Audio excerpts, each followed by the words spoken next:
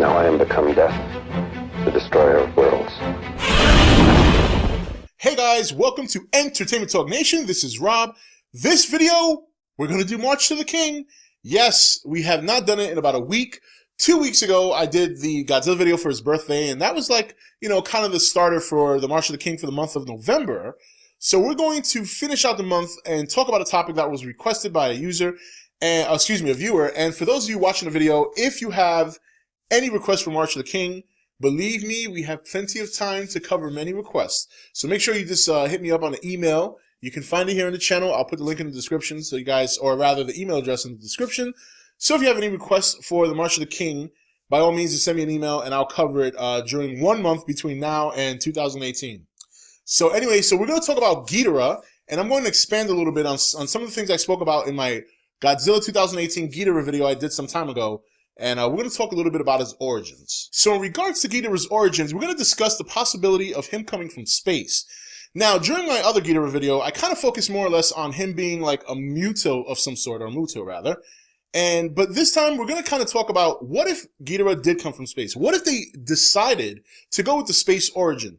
How would they do it? Well, here's what I think. So if they wanted to go with an alien origin for Ghidorah, coming from space, I really think the meteor landing on Earth would probably be the best way to start, kind of like it did in Ghidorah the Three-Headed Monster. But I think the question here is whether or not you change the origin a little bit.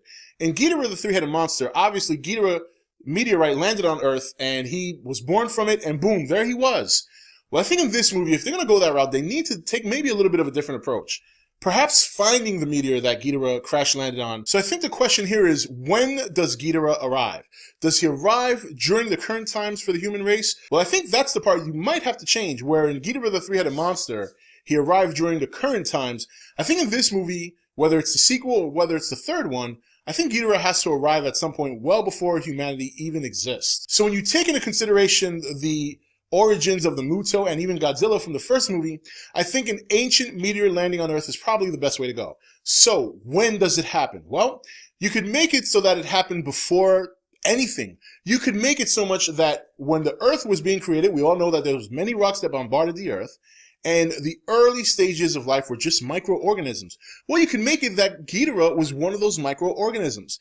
And over time, he actually evolved and he sustained life and eventually became frozen in suspended animation. Perhaps they find his ancient meteor in the Arctic. So I think that might be a good way to start, but that's just my opinion. Now, at what point, if this meteor was to be found, at what point? Well, considering that I think Ghidorah is going to be in the third movie, I think the best time to discover him would be towards the end of the second movie. A combination of the other monsters waking up, combined with the fact that Earth, or humans, are now studying this meteorite they just found. And they've realized that this is one of the earliest meteors that ever hit the Earth. And they think this is an astounding discovery. But they don't know that within this large meteor lies a destructive creature.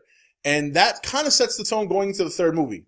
That's just me speculating. Anyway, tampering with the meteorite, trying to study it and things like that, eventually wake Ghidorah. And once he's unleashed and he goes on a rampage, they immediately consider him some sort of space monster because they don't really know too much about him.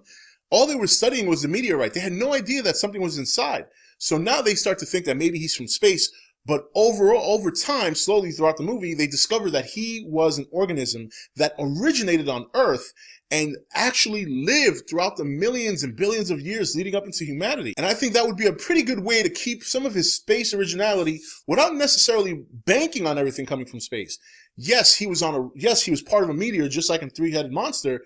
And yes, that meteor landed on Earth, but he wasn't the full-fledged Ghidorah we would know right away. He was nurtured into that, was one of the few organisms to actually live all this time and continue to evolve very slowly till the point where eventually the Ice Age came, froze him in his current state. Hell, it would even be cool if after he awakens, he continues to evolve. His evolution hasn't stopped. And as the movie progresses, you see him start to evolve 2 tails. 1 head becomes 2, or 2 heads become 3. And this is what we see. We see him actually being created before our eyes as the movie progresses. Now, will it go down like this? Probably not.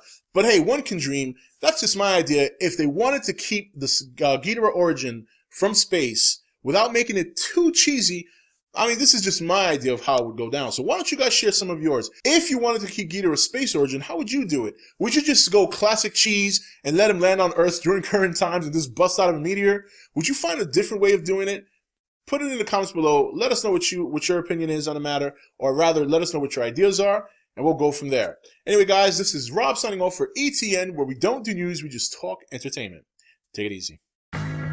Thank you for watching ETN. Don't forget to comment, share, and subscribe. Join the nation's Facebook page to meet other subscribers or visit ETN's Facebook page and Twitter page. Links for all are in the description.